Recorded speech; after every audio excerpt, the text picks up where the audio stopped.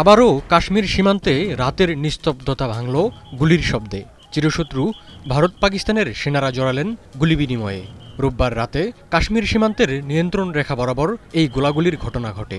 এ নিয়ে টানা 4 রাত কাশ্মীর সীমান্তে ভারত ও পাকিস্তানের সেনাদের মধ্যে গুলি বিনিময়ের ঘটনা ঘটল। বরাবরের মতো এ ঘটনায় পাকিস্তানের ওপর দোষ চাপিয়েছেন ভারতীয় সেনা কর্মকর্তারা।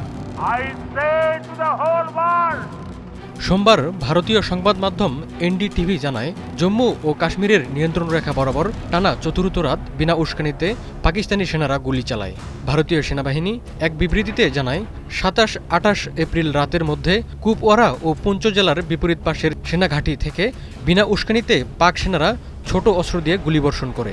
ভারতীয় সেনারা দ্রুত এবং কার্যকরভাবে গুলির জবাব দিয়েছে। এতে হতাহতের কোনো খবর পাওয়া যায়নি। এই প্রথমবারের মতো পুঞ্চ সেক্টরেও পাকিস্তানের সেনারা সংঘর্ষবিরতি লঙ্ঘন করল বলে দাবি করেছে ভারতীয় সেনাবাহিনী। জেনেক্সে শিফট করো, লাইফকে লিফট করো। এর আগে শনিবার দিবাগত রাতে কাশ্মীর সীমান্তের নিয়ন্ত্রণ রেখা বরাবর ভারত ও পাকিস্তানের সেনাদের মধ্যে গোলাগুলির ঘটনা ঘটে।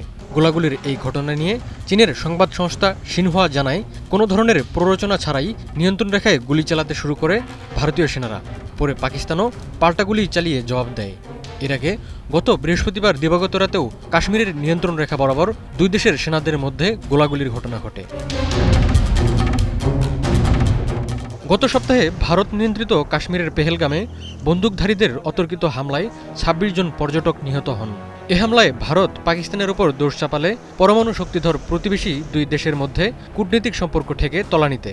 দুই দেশের মধ্যে গুরুত্বপূর্ণ 65 বছরের পুরনো সিন্ধু পানি চুক্তি একতরফাভাবে স্থগিত করে ভারত। জবাবে সিমলা চুক্তি স্থগিত এবং ভারতীয় বিমানের জন্য নিজেদের আকাশসীমা বন্ধের ঘোষণা দেয় পাকিস্তান।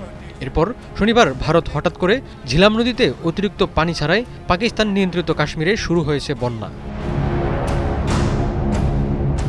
ভারত পাকিস্তান চলমান উত্তেজনার জেরে দুই দেশের মধ্যে যুদ্ধ প্রস্তুতির খবর পাওয়া যাচ্ছে।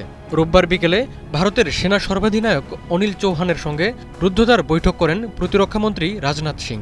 সংবাদ সংস্থা এএনআই জানিয়েছে, পাকিস্তানকে জবাব দিতে কি কি গুরুত্বপূর্ণ সামরিক সিদ্ধান্ত নেওয়া হয়েছে তা নিয়ে আলোচনা হয়েছে ওই দুজনের মধ্যে।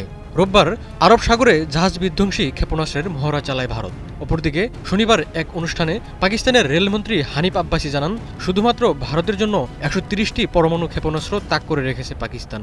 ঘড়ি, শাহিন, গজনবীর মতো মিসাইলও প্রস্তুত রাখার কথা জানিয়ে ভারতকে সতর্ক করে দেন এই মন্ত্রী।